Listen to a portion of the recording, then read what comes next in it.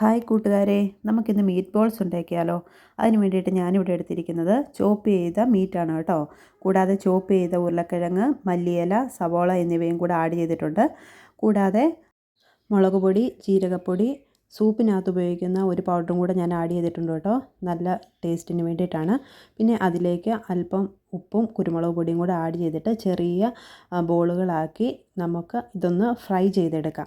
Fry ചെയ്തെടുക്കുന്നതിൻ്റെ കാരണം എന്താണെന്ന് ചോദിച്ചു കഴിഞ്ഞാൽ, ഇത് നമ്മൾ കുക്ക് ചെയ്യുമ്പോൾ പൊട്ടിപ്പോകാതിരിക്കാൻ വേണ്ടിയിട്ടാണ് കേട്ടോ. ജസ്റ്റ് ഒന്ന് ഫ്രൈ ചെയ്ത് തിരിച്ച് മറിച്ച് വന്നിട്ട് നമുക്ക് എടുക്കാവുന്നതാണ്. എന്നിട്ട് നമ്മൾ വേറൊരു പാത്രം അടുപ്പിൽ വെച്ചിട്ട് അതിനകത്തേക്ക് അല്പം എണ്ണ ഒഴിച്ച് സവോള നന്നായിട്ട് വഴറ്റിയിട്ട് അതിലേക്ക് കാശ്മീരി മുളക് പൊടി ആഡ് ചെയ്ത് കൊടുക്കുക. പ്രത്യേകം ശ്രദ്ധിക്കുക, എരിവുള്ള മുളക് പൊടി അല്ല കേട്ടോ നമ്മൾ ആഡ് ചെയ്ത് കൊടുക്കുന്നത്. ആവശ്യത്തിന് വെള്ളം ഒഴിച്ച് അതിലേക്ക് അല്പം ഉപ്പും കൂടെ ആഡ് ചെയ്തിട്ട് നമ്മൾ ഫ്രൈ ചെയ്ത് വെച്ചിരിക്കുന്ന മീറ്റ് ബോൾസ് എടുത്ത് അതിലേക്കിട്ട് 2 മണിക്കൂർ നേരം ലോ ഫ്ലെയിമിൽ നന്നായിട്ട് കുക്ക് ചെയ്യുക. ഇനി ഞാൻ ഇതിൻ്റെ കൂടെ കഴിക്കാൻ വേണ്ടി ഇവിടെ എടുത്തിരിക്കുന്നത് കോൺ വെച്ചിട്ടുള്ള റൈസാണ് കേട്ടോ.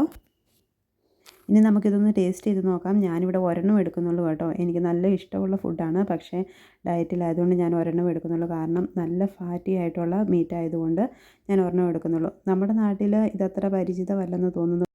എന്നാലും എല്ലാവരും ഒരു പ്രാവശ്യമെങ്കിലും ഇതൊന്ന് ട്രൈ ചെയ്ത് നോക്കുക. അപ്പോൾ ഇന്നത്തെ വീഡിയോ ഇത്രയേ ഉള്ളൂ. അപ്പോൾ എല്ലാവർക്കും ബൈ ബൈ.